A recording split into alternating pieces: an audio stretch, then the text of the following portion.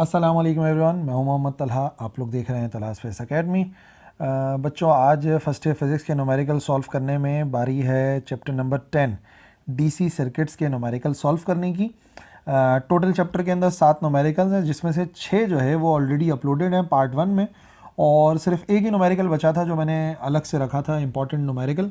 थोड़ा सा लेंथी भी था तो मैंने कहा कि इसके लिए एक अलग से वीडियो अपलोड करेंगे। सो न्यूमेरिकल है numerical number 7। By using KVL Kirchhoff voltage law को इस्तेमाल करना है। Find current flowing through the 10 ohm resistance. वो करंट मालूम करना है जो कि 10 ओम रेजिस्टेंस से पास हो रहा है। तो आपके सामने जो है वो एक सर्किट है जिसके अंदर दो जो है वो EMF की सोर्सेज नज़र आ रही हैं। एक ये 4 वोल्ट है और ये एक 6 वोल्ट है, और इसके अलावा 3 लूप्स नज़र आ रहे हैं हमारे पास। ये पहला लूप है, दूसरा लूप है और ये तीसरा लूप है। और अगर आप गौर से देखोगे तो दूसरे लूप के अंदर एक रेजिस्टेंस है 10 ओम की, ठीक है, जिसमें से करंट पास हो रहा है I2। ये जो लिखा हुआ है ना, ये I2 लिखा हुआ है। तो बेसिकली हमें I2 की वैल्यू मालूम करनी है कि जो सेकंड वाला करंट है ये कितना होगा, और अप्लाई करना है हमें KVL यानी कि किरचॉफ वोल्टेज लॉ। ठीक है, तो सिंप्लीफाई करने के लिए सबसे इंपॉर्टेंट बात यह है कि आपको KVL पता होना चाहिए। KVL का मतलब है किरचॉफ वोल्टेज लॉ, ठीक है। और उसके मुताबिक जो मेन बात है, मैं अगर आपको KVL समझाऊं तो मेन बात यह है कि किसी भी लूप के अंदर जो टोटल पोटेंशियल डिफरेंसेस हैं वो ज़ीरो होने चाहिए। किसी भी लूप में जो टोटल पोटेंशियल डिफरेंसेस हैं वो ज़ीरो के बराबर होने चाहिए, ठीक है। तो एक तो यहाँ पर आपको बैटरी नज़र आएगी, एक तो AC का EMF हो जाएगा, और दूसरी बात ये कि जो वोल्टेज है वो एक्चुअली बराबर होता है IR के। तो अगर किसी रेजिस्टेंस के अक्रॉस आपको वोल्टेज निकालना होगा तो आप ओम्स लॉ को इस्तेमाल करेंगे, यानी कि V is equal to IR को। और अगर बैटरी है तो याद रखिए आपके लूप की जो डायरेक्शन इन्होंने सपोज की हुई है, अगर आप लूप की डायरेक्शन ये है और ये आ रहा है पॉजिटिव से नेगेटिव की तरफ, ठीक है ना, ये पॉजिटिव है बैटरी का, ये बैटरी का नेगेटिव है, तो याद रखिए ऐसी सूरत में हमेशा हमेशा जो वोल्टेज है उसको नेगेटिव कंसिडर करना है। और अगर एरो की डायरेक्शन जो है वो आ रही हो बैटरी के नेगेटिव से पॉजिटिव की तरफ, नेगेटिव से पॉजिटिव की तरफ, तो ऐसी सूरत में आपने वोल्टेज को पॉजिटिव कंसिडर करना है, ठीक है। और रेजिस्टेंस से जो करंट पास हो रहा है, रेजिस्टेंस से जो भी करंट पास होगा उसको तो आपने हमेशा हमेशा एक रूल याद कर लो कि रेजिस्टेंस से पास होने वाले करंट को हमेशा आपने नेगेटिव ही लेना है, क्योंकि जाहिर सी बात है रेजिस्टेंस जो है वो करंट के फ्लो को अपोज करता है। तो नतीजे में जो पोटेंशियल है वो ड्रॉप होगा, डेवलप होगा, और उसको जो है वो V से जाहिर करेंगे जो कि नेगेटिव में आना चाहिए, ठीक है। और V is equal to IR होता है, वो तो मैंने आपको ऑलरेडी बता दिया। तो अगर मुकम्मल तफसील देखनी है तो आप जो है वो जाके लेक्चर देख सकते हो, जिसमें मैंने किरचॉफ वोल्टेज लॉ को जो है वो एक्सप्लेन करा था, आप सर्च कर सकते हो चैनल के ऊपर। फिलहाल न्यूमेरिकल को सॉल्व करने के लिए इतनी बात काफ़ी है। तो अब डेटा के बजाय मैं इसका डायरेक्ट आपको सोल्यूशन बताता हूँ, क्योंकि फिगर में बाकी चीज़ें तो आपको लिखी हुई नज़र आ ही रही हैं। अब यहाँ पर आपको 3 लूप नज़र आएंगे, मैं इनको नेमिंग कर लूँ। इसको लूप 1 कर देते हैं, इसको लूप 2 कर देते हैं, इसको लूप 3 कर देते हैं। अब सबसे पहले जो मैं पोटेंशियल ड्रॉप्स निकालूंगा, ठीक है, वो मैं निकालूंगा लूप 1 के लिए। तो मैं इसको नाम दे दूंगा फॉर लूप 1। लूप 1 के लिए टोटल पोटेंशियल डिफरेंसेस ज़ीरो होने चाहिए, यानी कि सारे पोटेंशियल्स को अगर ऐड करें तो आंसर ज़ीरो आना चाहिए। सबसे पहले बैटरी को देखो, बैटरी में नेगेटिव से पॉजिटिव की तरफ जा रहा है, क्लॉकवाइज नज़र आ रहा है ना। तो अगर देखा जाए तो डायरेक्शन ऐसे करके बन रही है, नेगेटिव से पॉजिटिव। तो अगर नेगेटिव से पॉजिटिव होती है तो वोल्टेज को हम लोग पॉजिटिव कंसिडर करते हैं।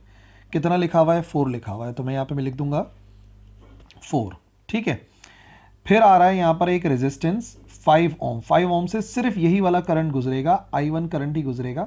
तो इस वजह से 5 ओम के लिए हम क्या लिखेंगे, एक तो हम माइनस में इस्तेमाल करते हैं IR, करंट कितना गुजर रहा है, करंट गुजर रहा है I1 और मल्टीप्लाई बाय R, रेजिस्टेंस है 5 के बराबर, तो मैं लिख सकता हूँ 5I1, ठीक है। फिर आ गई ये वाली रेजिस्टेंस, माइनस कितनी रेजिस्टेंस है ये 15, रेजिस्टेंस तो लिख दिया, अब करंट लिखना पड़ेगा। अब अगर आप नोट करो तो ये जो 15 ओम वाली रेजिस्टेंस है, इससे I1 करंट तो गुजर ही रहा है, साथ साथ इससे I2 करंट भी गुजरेगा, सही ना। I1 करंट यहाँ से ऐसे करके गुजर रहा है और I2 करंट ऐसे करके गुजर रहा है, तो 2 करंट गुजर रहे हैं। जब भी 2 करंट गुजरते हुए नज़र आएंगे तो हम क्या करेंगे, जिस लूप की हम बात कर रहे हैं उसके करंट में से जो दूसरा करंट गुजर रहा है रेजिस्टेंस में से उसको माइनस कर देंगे। ठीक है ना, ये लॉजिक है। अगर दो करंट गुजर रहे हैं रेजिस्टेंस में से तो जो करंट जो है वो हमारे वाले लूप में है जिसको अभी हम यूज़ कर रहे हैं उसमें से माइनस करेंगे दूसरे वाले लूप के करंट को, यानी कि I1 माइनस I2 आ जाएगा। इसको सिंप्लीफाई कर लेते हैं तो, और ये सब किसके बराबर होना चाहिए, ये बराबर होना चाहिए 0 के। यही तो KVL है कि टोटल पोटेंशियल डिफरेंसेस 0 होने चाहिए। Now 4 as it is minus 5I1 as it is minus 15I1 minus minus plus 15I2 is equal to 0। ठीक है जी, तो 4 को एक तरफ ले जाते हैं, उसको सिंप्लीफाई कर लेते हैं तो ये हो जाएगा माइनस का 20I1 और इसको ऐसे ही छोड़ देते हैं 4, और यहाँ पर I2 कितना हो गया 15I2 इज इक्वल टू 0। ठीक है, और पॉजिटिव अगर बना लें तो ज़्यादा अच्छा हो जाएगा। 4 को यहीं रहने देते हैं, बाकी वैल्यू दूसरी तरफ, तो ये हो जाएगा 20I1 माइनस का 15I2 इज़ इक्वल टू 4। ठीक है, ऐसा सपोज कर लो कि ये दोनों वैल्यूज इधर चली गई, 4 वहीं का वहीं पॉजिटिव रहा। ये इक्वेशन नंबर 1 हो गई। ठीक है, आई होप समझ में आ रहा होगा थोड़ा सा लूप जो इसमें हमने यूज़ करा है। अब सेकेंड वाले में देखो, इसी को जब हम अप्लाई करेंगे ना तो क्या बनेगा।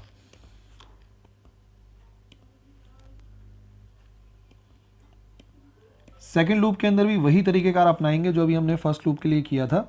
ये आ जाएगा हमारे पास फॉर लूप 2। हम जो है वो बात करेंगे लूप 2 की। लूप 2 कौन सा है, लूप 2 ये वाला है। ठीक है, पोटेंशियल डिफरेंसेस देखने। अब आप पहले 15 वाले को देख लो। 15 वाले से दो करंट गुजर रहे थे ना। 15 वाले से कितने करंट गुजर रहे हैं, एक तो करंट गुजर रहा था I1 और दूसरा I2। अब जब मैं रेजिस्टेंस लिखूंगा IR के लिए, रेजिस्टेंस हो गई 15।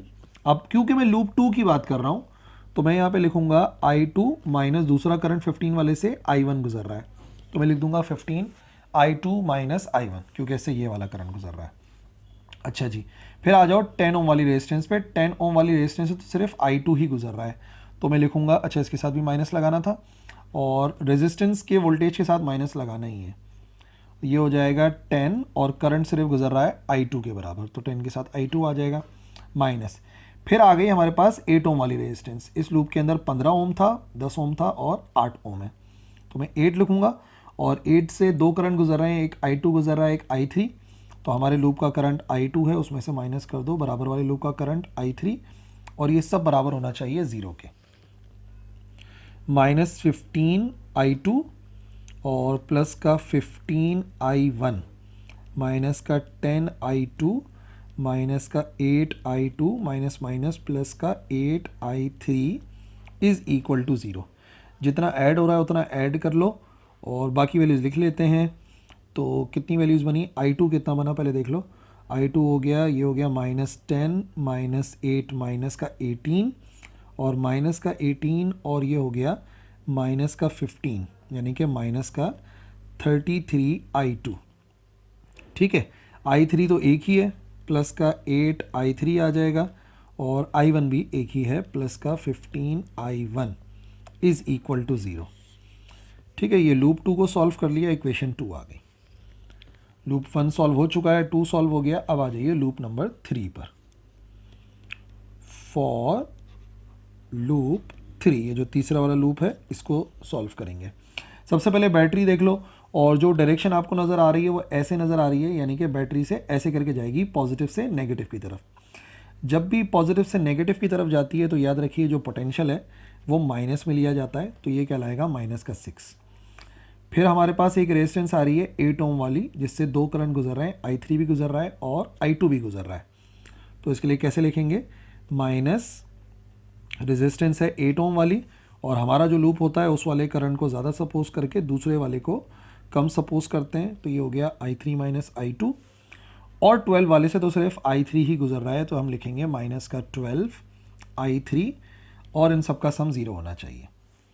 तो माइनस का 6 as it is, minus 8 I3 plus का 8 I2 और फिर ये हो जाएगा माइनस का 12 I3 इज़ इक्वल टू 0। जो ऐड हो रहा है उसे ऐड कर लो, माइनस का 6 एज इट इज़ और यहाँ पर आ गया माइनस का 20 I3 और प्लस का 8 I2 इज़ इक्वल टू 0। ठीक है, ये हो जाएगी हमारी इक्वेशन 3।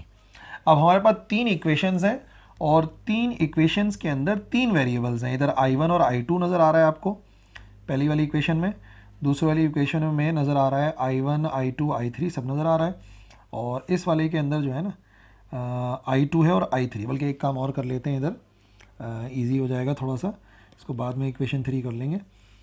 इसको ऐसा कर लेते हैं कि 6 को दूसरी तरफ ले जाते हैं ताकि एटलीस्ट जो है वो 6 पॉजिटिव हो जाए, फिर उसको इक्वेशन 3 कर लेंगे। तो माइनस का 20 I3 होगा प्लस का 8 I2 होगा इज़ इक्वल टू 6। ठीक है ना, ये आ गया। इसके तो इस तरफ 0 ही आ रहा है, इस तरफ जो है वो 6 आ जाएगा।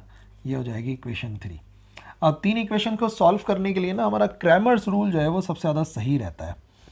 तो हम यहाँ पे ना क्रैमर्स रूल को यूज़ करेंगे, यूजिंग क्रैमर्स रूल। मुझे तो यही आसान लगता है और मैं इसी से ही सॉल्व करता हूँ। क्रैमर्स रूल में क्या करते हैं, सबसे पहले हम ये करेंगे कि हम यहाँ पर जो है वो सारे के सारे जो भी कोफिशिएंट आ रहे हैं तीनों वेरिएबल्स के साथ वो लिखेंगे।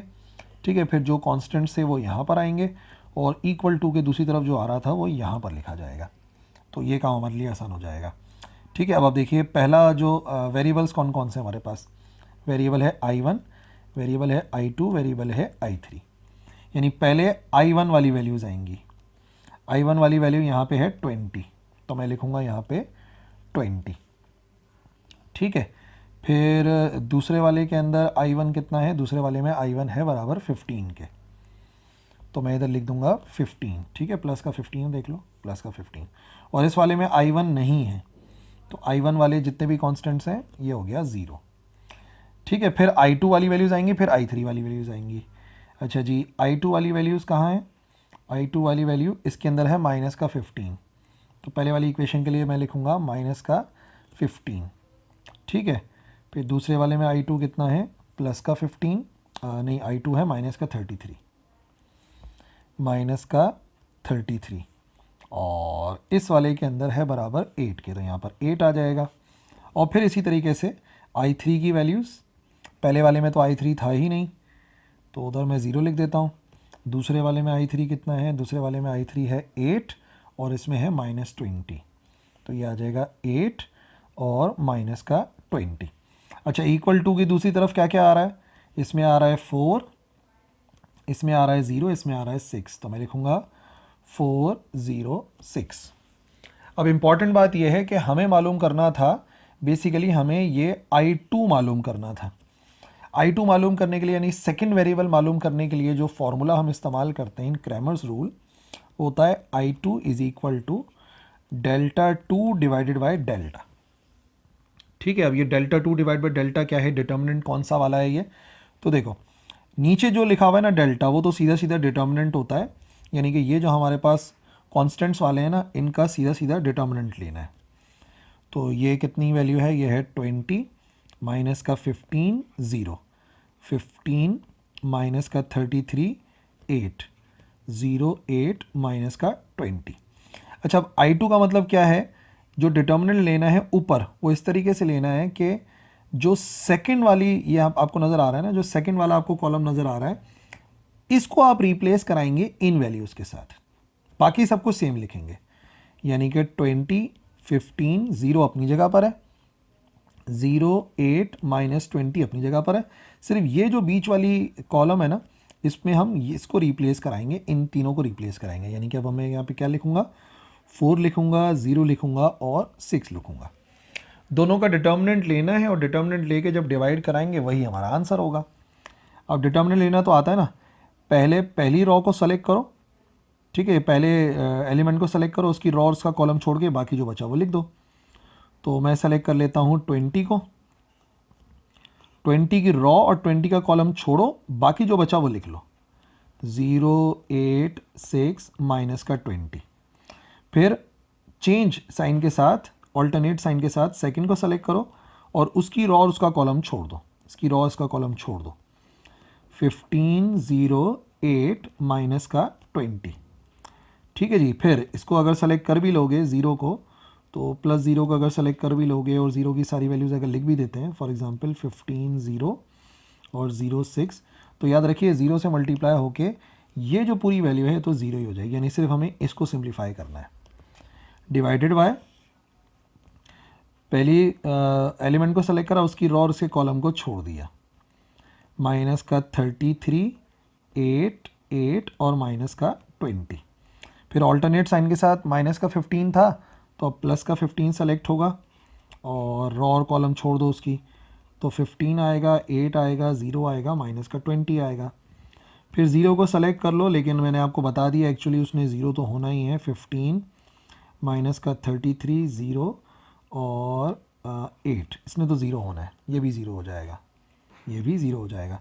इनको सिंप्लीफाई करना है सिर्फ I2 मालूम करने के लिए। इसका मतलब I2 बराबर आएगा ऊपर वाली वैल्यू 0 मल्टीप्लाई बाय 20, 0 हो गया, और 6 8 ज़ार 48, फॉर्मूले का माइनस होता है बीच में, तो ये आएगा 20, 0 इंटू 20 0 माइनस 6 8 ज़ार 48, ये 48 आ गया। फिर माइनस का 4, 15 इंटू 20, 15 इंटू 20 कितना हो गया, माइनस का 300, माइनस फार्मूले वाला 0 8 ज़ार 0, ये 0 हो गया, इज़ इक्वल टू, अच्छा जी यहाँ पर 20 बाहर लिखा हुआ है, 33 इंटू 20, ये हो जाएगा माइनस माइनस प्लस 660, फिर माइनस फार्मूले वाला 8 8 ज़ार 64, ओके। फिर 15 लिखा, 15 मल्टीप्लाई बाय 20, ये हो जाएगा माइनस का 300 और 8 0 ज़ार 0। अच्छा जी, ऊपर वैल्यू आ गई 20 इंटू 48, 20 इंटू 48 माइनस का 960, और ये ज़ीरो ख़त्म हो गया, माइनस माइनस प्लस 4 3 ज़ार 12, ये हो जाएगा प्लस का 1200, डिवाइडेड बाय, अच्छा जी 660 और माइनस का 64 किया और मल्टीप्लाई किया इसको 20 से, ये आ गया 11920, ठीक है जी। Plus minus minus 15 multiply by 300 यानी कि 4500, अच्छा जी 1200 माइनस का 960, ये आ गया 240, डिवाइडेड बाय 11920 और माइनस 4500, ये आ गया 7420। I2 की वैल्यू निकालने के लिए इन दोनों को करेंगे डिवाइड और आंसर आ जाएगा 0.032 एम्पेयर। इसका मतलब जो मेन हमारा आंसर बना, जहाँ पे हमें करंट मालूम करना था, I2 एक्चुअली बराबर आ रहा है 0.032 एम्पेयर के, विच वाज रिक्वायर्ड। और हमने इस क्वेश्चन को सॉल्व करा बाय अप्लाइंग KVL, ठीक है ना। KVL को इस्तेमाल करते हुए 10 ओम वाले से कितना करंट पास हो रहा था, तो 10 ओम वाले से करंट पास होगा 0.032 एम्पियर, ठीक है जी। तो ये लास्ट न्यूमेरिकल बचा था इस चैप्टर का, ये भी कंप्लीट हो गया। अब आई होप आपको सारी बात समझ में आ गई होगी। कंप्लीट जो है वो न्यूमेरिकल्स अपलोड हो चुके हैं DC सर्किट्स के। कोई भी क्वेश्चन है तो आप लिख सकते हैं कमेंट सेक्शन में, मैं ज़रूर रिप्लाई करूँगा। That's all for this video. अल्लाह हाफिज़।